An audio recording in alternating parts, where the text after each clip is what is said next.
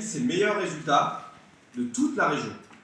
En 2022, au premier tour de l'élection présidentielle, notre candidat Jean-Luc Mélenchon réalise 40,39% des voix. Et ce, malgré une abstention de presque 39%.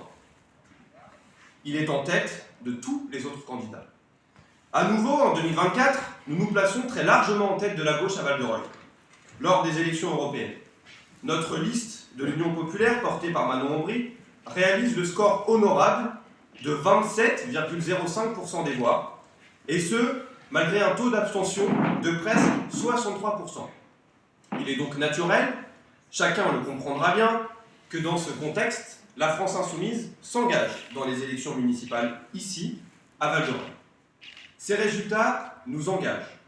Nous les recevons avec honneur, mais responsabilité. Être autant plébiscité par les électrices et électeurs nous oblige à répondre aux aspirations populaires. Être autant, je l'ai dit, et donc il est clair que Val-de-Reuil est insoumise. Et je le dis d'autant plus que nous réalisons ces scores malgré un taux d'abstention assez important, je l'ai dit.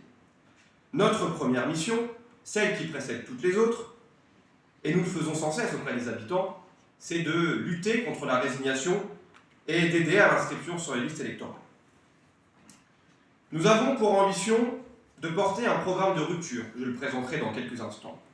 Mais bien sûr, j'entends déjà les commentaires. Une élection nationale n'a rien à voir avec une élection municipale. Oui, évidemment.